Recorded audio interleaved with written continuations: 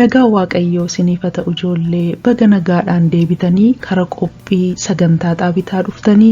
Egaa kun barumsa macaafa qulqulluu kan ijoollee kan umuriin isaanii waggaa 10 fi isaa ol ta'eef kan qophaa'edha. Barumsi kun sagalee Waaqayyoo faarfannaa fi kadhannaa of keessatti qaba. Nu waliin turaatii eebba Waaqayyoo kana hirmaadha. Tole egaa ijoollee sagantaa keenya Waaqayyoon kadhachuudhaan jalqabnaa. Kadhannaan asirratti barreeffamee jira. Anaa wajjiniin dubbisaatii Waaqayyoon hin kadhanna. Yaa Waaqayyoo waa'ee guyyaa har'aaf galatoomi. Araara keef gaarummaa keef galatoomi. Cubbuu keenya nuuf dhiisi. Sagalee kee nu barsiisi. Hubannaa fi ogummaa nuuf kenni. Maqaa Gooftaa Yesuusiin si kadhanneerraatii. Ameen. Waan na wajjiniin kadhattaniif Waaqayyo isin haa eebbisu ijoollee. Amma gara faarfannaattan isin dabarsa.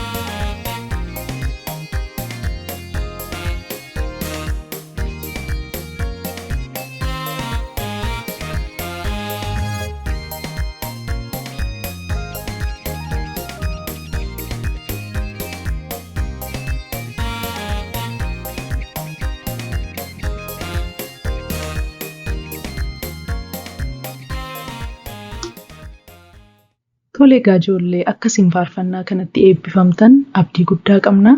Amma kara barsiisa sagalee waaqayyootti na deemna. Torbee darbee kan nuti barannee isin yaadachiisuudhaa fi macaafi qulqulluun ifa jireenya namaatii jennee walii wajjiniin barannee turre.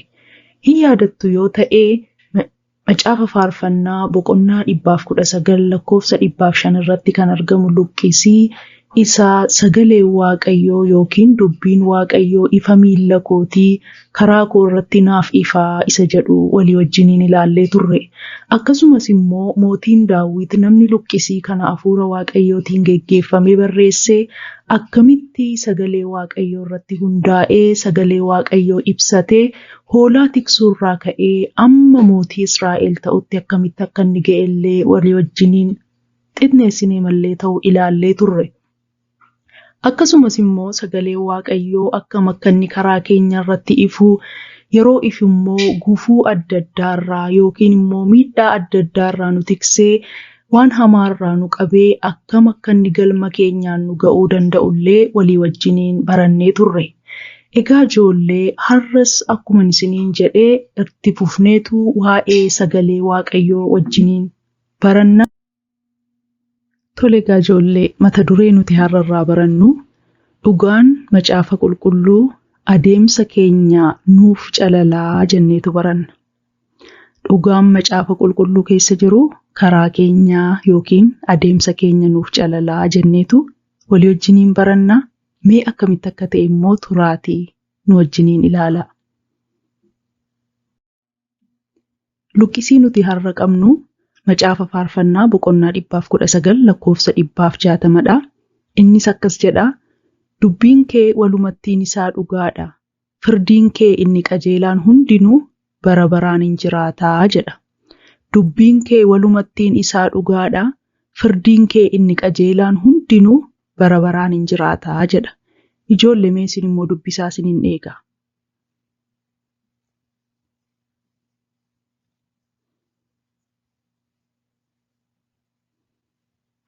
Tole waaqayyo sinaa eebbisu.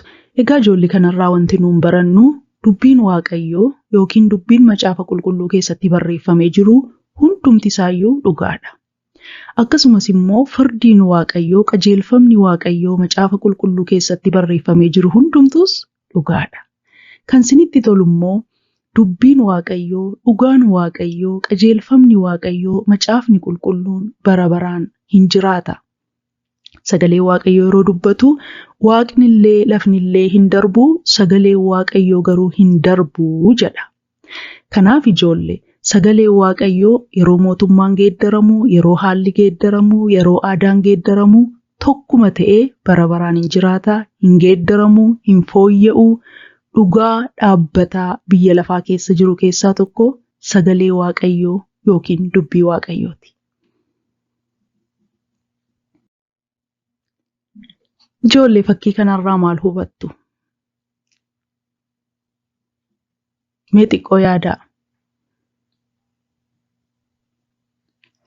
Egaa fakkii kanaa kanani isiniif kaasee fi inni jalqabaa onneedha. Yookiin laphee namaa jechuudha. Laphee keenya keessaa yaada namummaa keenya keessaa waan baay'eetu nutti dhaga'ama. Yaada baay'eetu nu keessaatii burqa. Inni lammaffaan immoo iji keenya waan baay'ee argaa oola. Gurri keenyas waan baay'ee dhaga'aa oola. Akkasumatti ijoollee mana keenya keessatti naannoo keessa jiraannu namoota wajjiniin jiraannu biraa. Mana barumsaatti, waldaa kiristaanaatti, biyyarraa, miidiyaa adda addaarraa, televizyiiniirraa, reediyoorraa, akkasumas immoo hiriyoota keenyarraa, saayinsiirraa, wantoota baay'eerraa gurri keenya dhagaa oola, iji keenya argaa oola, takka takka immoo sammuunumti keenyas yerooma hundumaa yaada mataa keenyaas immoo qabna isa sin dhaggeeffanna. Egaa warra kana sadanirraa gurra keenyaan, ija keenyaan odeeffannoo ol fudhanna, laphee keenya keessaa immoo yaadatu burqaa jechuudha. Egaa wantooti kunii ammam sirriidha, ammam gaariidha jenneetu dhugaa sagalee waaqayyootiin calallee ilaaluu qabna. Fakkeenyaaf laphee keenya keessaa namatti aaruun yookiin nama tokko nama nu miidhe jibbuun akkasitti nutti dhaga'amuu danda'a. Garuu wanti nutti dhaga'amu kun nama jibbuun fuula Waaqayyoo duratti waan qajeelaa hin ta'iniif sagalee Waaqayyoo irraa ilaallee nama jibbuun gadhee akka ta'e hubannee dhiisnaa jechuudha. Miiruma mataa keenya waan ofii keenyaaf nutti dhaga'amu jechuudha. Waan dhageenye immoo calalleetu isa gaarii fudhannee isa jaraa immoo dhiisna. Waan arginus immoo isa nu fayyadu irraa simannee isa nu fayyadne immoo dhiisna.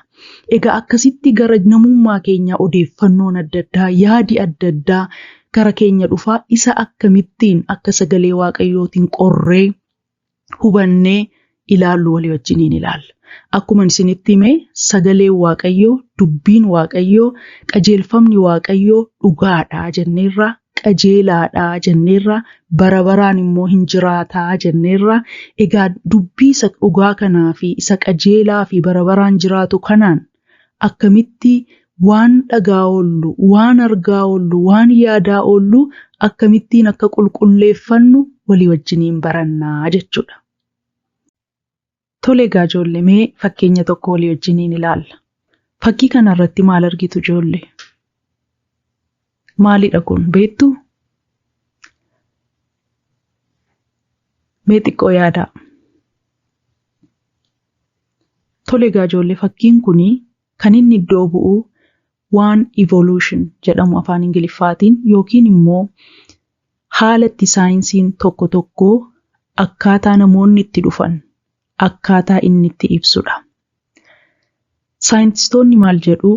Namni jaldeessarraa dhufe, jalqabaa jaldeessa ture, jaldeessarraa fooyya'aa dhufeetu nama saqarooma isa si'anaa ta'e jedhanii akkasitti akkaataa namoonni dhufan ibsu jechuudha.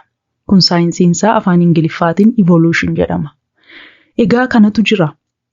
Yoo matsaafota kitaabota adda addaa dubbistan namni jaldeessarraa dhufee fooyya'ee akkas ta'e jedhaniitu isinitti himu. Kun dhugaadhattanii yaadduu ijoollee? Akkamittiin immoo dhugaa ta'uu dhiisuu isaa mirkaneeffattu? Tole egaa ijoollee kun dhugaa miti. Sababiinsaa sagalee Waaqayyoo wajjin waan wal mormuufidha.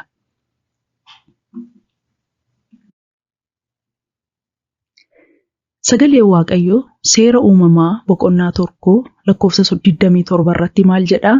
Egaa Waaqayyo akka bifa isaatti nama uume, akka bifa Waaqayyootti isa uume, dhiiraa fi dubartii isaan uume jedha. Irraan deebi'a. Seera Uumamaa 1:27. Egaa Waaqayyo akka bifa isaatti nama uume, akka bifa Waaqayyootti isa uume, dhiiraa fi dubartii isaan uume jedha. Jalqabuma Waaqayyo akkuma bifa isaatti jalqabuma nama godhee nu uume malee, dubartiidhaaf dhiira godhee nu uume malee, unuun bineensarraa yookiin jaldeessarraa fooyyofnee guddannee qaroomnee namoota as geenye miti. Egaa saayinsiin ansila isinitti hime suni waan sagalee Waaqayyoo wajjin wal mormuuf hin fudhannu jechuudha. Hin dhiisnaa, hin fudhannu, hin simannu. Dubbii sagalee Waaqayyoo isa akka Waaqayyo akka bifa isaatti nama uumeera isa jedhu isa kana fudhannaa jechuudha.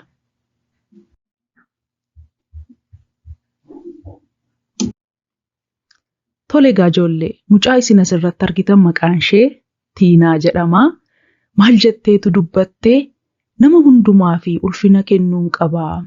Aadaa Oromoo waan ta'eefi jette. Egaa Tiinaan wanti isheen dhageesse kuni harmee isheerraa, abbaa isheerraa, hawaasa naannoo isheerraa kan isheen baratte maalinni nama hundumaaf ulfina kennuun akka gaarii ta'e baratteetu ofii isheef maal jette?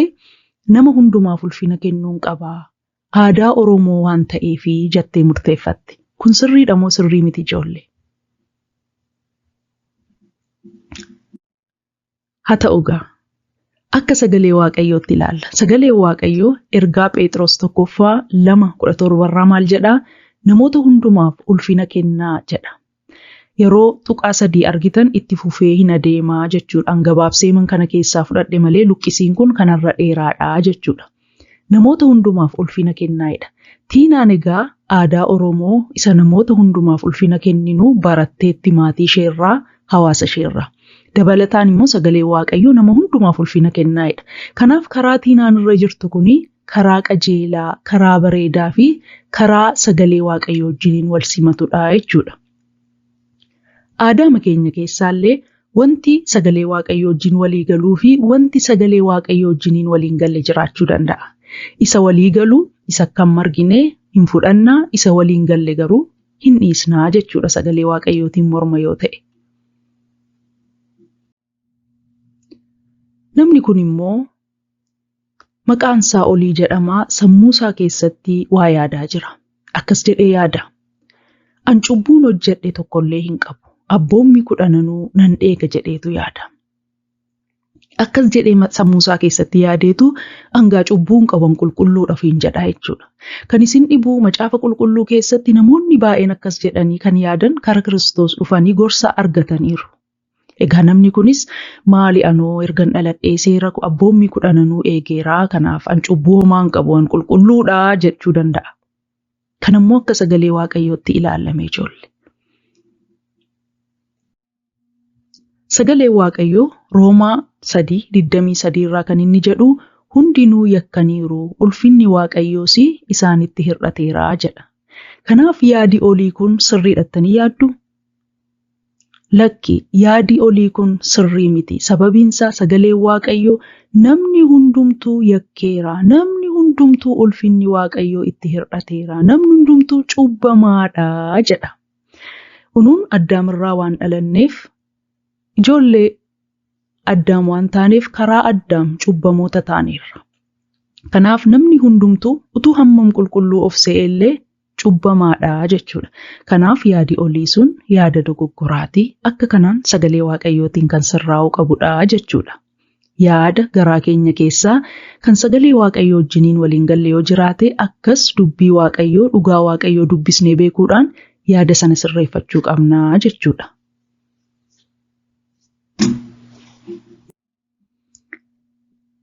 Isheen kun immoo Simeeraa jedhamti.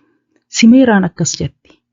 Hiriyaa kee sana jibbiidhuma dhiisi malee dhiifama hin godhiiniif jetteetu nama gorsiti.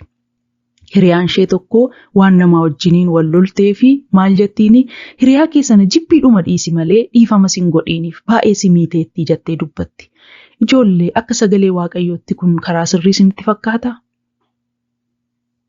Mee waan dhugaan waaqayyoo sagalee waaqayyoo nuun jedhu laalla.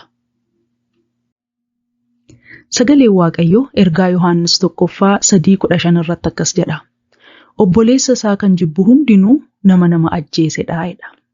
Ani yoon nama tokko jibbee yoo har'a nama jibbitan tokko qabaattanii akka nama ajjeeseetti waaqayyo duratti ilaalamaa jechuudha. Kanaaf kiristaana yoo taane tasuma nama jibbuu hin dandeenyu, nama jibbuus hin qabnu. Kanaaf gorsi Simeeraa sun dogoggoradha. Mucaan sun hiriyaa ishee sana tasuma jibbuu hin dandeessu. Jibbi kan waaqayyoo waan hin taaneef. Efesoon 4:32 irraa immoo akkam jedhaa? Akkuma waaqayyoo karaa Kiristoos cubbuu keessan isiniif dhiise, isinis akkasuma waliif dhiisaa'edha. Cubbuu keenya waaqayyo waan nu dhiiseef, cubbuu koo baay'ee waaqayyo waan na dhiiseef, ani immoo namootaaf dhiifama gochuun narra jira. Kanaaf kiristaana yoo taane dhiifama tuun godhiin cubbuu namatti lakkaa'aa fuula waaqayyoo dura jiraachuun hin danda'amu jechuudha. Kanaaf nama jibbuun namaaf dhiifama gochuu dhiisuun waaqayyo duratti fudhatamaa miti. Kanaaf nama hundumaa hamma waaqayyo nu gargaare ayyaana waaqayyootiin namoota hin jaallannaa, akkasumas immoo akka cubbuun keenya nu dhiifamuuf namootaafis cubbuu isaanii yookiin yakka isaanii dhiisuu qabna. Tole ijoollee, namni kun immoo Eebbaa jedhama. Eebbaan akkas jedheetu mataasaa keessatti yaada. Abboommi 10 yoon eegee jireenya bara baraanan argadhaa. Ani abboommi 10 waanan eegeef jireenya bara baraanan argadhaa. Bakka fayyeera ani jedheetu yaada. Kun waan inni sammuu isaa keessatti yaadudha. Mee sagalee waaqayyoo immoo maal akka inni jedhu walii wajjiniin ilaalla. Sagalee waaqayyoo Efesoon 2:5 irraa maal jedhaa? Isinii ayyaana waaqayyootiin fayyifamtanii jedha. Namni kan inni fayyuu danda'u ayyaana waaqayyootiin. Ayyaana jechuun gaarummaa waaqayyootiin jechuudha. Gaarummaa waaqayyootiin, fayyisuu waaqayyootiin fayyifamtani malee hojii keenyaan namni fayyuu hin danda'u. Waan ani abboommii 10 eegeef fayyuu hin danda'u jechuudha. Namoonni baay'een kanaan dura yaalanii turanii hin dadhabanii jechuudha seera eeganii fayyuu. Kanaaf Kiristoos Iyyasuus gara biyya lafaa dhufee nuu fedhee du'eetu ayyaana isaatiin nu fayyise. Kanaaf namni abboommii 10 eeguudhaan mootummaa Waaqayyoo argachuu hin danda'u. Garuu abboommii 10 eeguun waan bareedaaf Waaqayyo duratti waan fudhatamaadha. Ta'es garuu ittiin jireenya bara baraa argachuu hin dandeenyu. Cubbuu keenyaa fi Kiristoosiin kadhannee araara isaa arganneetu jireenya bara baraa argannaa jechuudha. Ijjoollee isiniif galaa jira, hubachaa jirtu jedheen amanaa. Waaqayyo immoo akka inni isin gargaarus abdii guddaan qaba. Namoonni tokko tokko immoo fakkii adda addaa kaawwadhaatii gara isaatti galagalaa kadhadhaa jedhu. Argitanii beektuu keessumaa biyya Itoophiyaa keessatti namootuma kiristaanota jedhaman yookiin amantaa adda addaa namoota qaban biratti fakkii maaramii, fakkii Kiristoos, fakkii ergamoota adda addaa mana isaanii keessatti fannifachuudhaan, waldaa isaaniitti fannifachuudhaan itti galagalaniitu in kadhatu, in sagaduu fi waan akkasii godhu. Kungaa akka sagalee Waaqayyootti akkamidha aadaadha kuni naannoo keessanii argitu, ijji keessaniin argaa, gurri keessaniin dhaga'a. Kun akka sagalee Waaqayyootti maal fakkaata jettanii baruu barbaaddu ta'a. Mee sagalee Waaqayyoo maal jedha waa'ee kana hin ilaalla. Ilaalleetu ittiin calalanna. Seera Leewwootaa 26:1 irraa sagalee Waaqayyoo maal jedha? Ani Waaqayyo gooftaa keessan waanan ta'eef isinii waaqayyolii tolfaman hin hojjetatiinaayidha. Waaqayyoo hafuura waan ta'eef sagalee Waaqayyoos akkasuma jedha. Waaqayyo hafuuradha jedha. Waaqayyooni kamiinuu fakkeessuu hin dandeenyu. Warqeerraas hojjennee, waraqatarraas hojjennee, mukarraas hojjennee Waaqayyo kana fakkaata jechuu hin dandeenyu. Fakkii gooftaa Yesuusis kaasuu hin dandeenyu ijoollee. Maaliifi waan wanni fakkaatu iyyuu hin beeknu nuti hin argine, isarraas dhimma hin qabnu.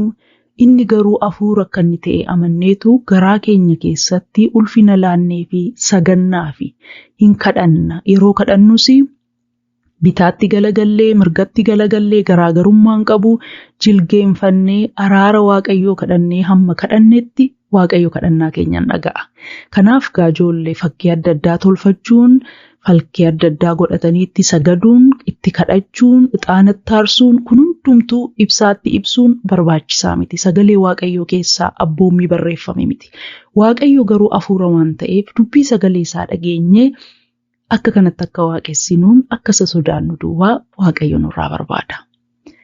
Ijoollee akkamitti akka sagalee Waaqayyoo itti fayyadamnee dhugaaf soba waan dhageenyu, waan arginu, akkasumas immoo waan garaa keenya keessatti yaannu, waan aadaan nutti himu, waan hawaasi keenya nutti himu, wanta namooti nutti himan adda addaa, waan saayinsiin nutti himu, akkamitti akka sagalee Waaqayyootiin calallee isa yaraa dhiisnee isa gaarii akkamitti akka keessaa fudhannu ilaalleerra. Fakkeenyi kun sinii galeera dheena abdadda. Tole ijoollee, akkuma yeroo darbees gochaa turre shaakala jireenya keenyaaf barumsa har'aa keessaa fudhachuuf inni tokkoffaan sagalee Waaqayyoo dhugaa nuti ittiin geggeeffamnudha. Kanaaf sagalee Waaqayyoo beekuu qabna. Akkuma sila isinitti himee waan tokkoon gaariidha, yaraadha jennee adda baasuuf waan sagalee Waaqayyoo jedhu dura beekuu qabna. Kanaaf sagalee Waaqayyoo kiristaanni tokko dubbifachuun, barachuun, dhaggeeffachuun, lubootarraa, abbaa wangeelaarraa gadi teenyee sagalee Waaqayyoo barachuun, akkasumas immoo ofii keenyaaf dubbifachuun, maatii keenya wajjin dubbifachuun baay'ee barbaachisaadha jechuudha. Sagalee Waaqayyoo beekuu qabna. Yoo sagalee Waaqayyoo hin beeknu ta'e keessumaa ijoolleen sagalee Waaqayyoo baay'ee hin beekani. Angaafan ijoollee ture baay'een beekuun ture. Yeroo hin beekne garuu namoota sagalee Waaqayyoo beekan gaafachuun nurra jira. Amma fakkeenyaaf gaaffiin tokko yeroo natti ulfaatee sammuu koo ol ta'u luba koof bilbileen luba kun akka sagalee waaqayyootti maal jedhaa, maal godhuu jedheen luba koo gaafadha. Akkasuma isinis luba keessan yookiin paastarii yookiin abbaa wangeelaa yookiin nama sanbata macaafa qulqulluu sin barsiisu yookiin maatii keessan isa sirrii ta'e gaafattanii irraa hubachuu qabdu. Inni adda biraa wanti sagalee waaqayyoo wajjiniin waliif hin galle sobadha. Sobni immoo gaarii miti. Wanti sagalee waaqayyoo wajjin waliin hin galle akkuma nama sila isinitti himee saayinsiin namni jaldeessarraa dhufee inni jedhu waan sagalee waaqayyoo wajjiniin waliin gallee fi sobadha. Isa hin barbaannu jechuudha. Adda biraa immoo sagalee waaqayyoo hin geeddaramu. Saayinsiin hin geeddaramaa, hawaasi baay'ee geeddaramaa, aadaan hin geeddaramaa, wanti baay'een naannoo keenya jiru hundumtuu hin geeddarama, yeroo hundumaa geeddarama. Wanti kana hundumaa keessatti bara baraan jiraatu immoo kan hin geeddaramne sagalee waaqayyooti. Kanaaf ijjoollee sagalee waaqayyoo kana beekuuf ittiin jiraachuutu nuuf malaa jechuudha. Sagalee waaqayyoof ittiin jiraachuun gammachuu baay'ee namaa kenna, eebba baay'ee qabaa, waan hamaa baay'ee irraa nama tiksa. Har'a hojii manaa tokkoon isiniif kenna. Hojii manaan keessan maalinni Wangeela Yohaannis boqonnaa 17 lakkoofsa 17 akkasiin dhattanii dubbistanii barbaada. Wangeelli Yohaannis kakuu haaraa keessatti argama. Macaafa isaa 4ffaadha. Dhaqaatii mee waan inni jedhu yoo dandeessan boqonnaa guutuu dubbisaa, boqonnaa 17 yoo immoo dadhabdan immoo boqonnaa 17 lakkoofsa 17 irraa waan inni jedhu dubbifadhaa. Dubbifadhaatii maal akka inni ta'e immoo torbee dhufu walii wajjiniin ilaallaa isiniin gaafadha. Ijjoollee hubachiisa dhumaa an qabu maqaan asirratti fayyadame hundumtuu maqaa dhugaa miti. Namoonni kunis namoota dhugaa miti. Fakkeenyumaaf akkasiin hubattaniifan maqaatti godhe malee. Itti fufuudhaan kadhannaa abbaa keenyaa walii wajjiniin kadhanne sagantaa keenya raawwanna. Dubbisaatii yookiin yoo beektu ta'e ofuma keessaniif jedhaatii walii wajjiniin haa kadhannu.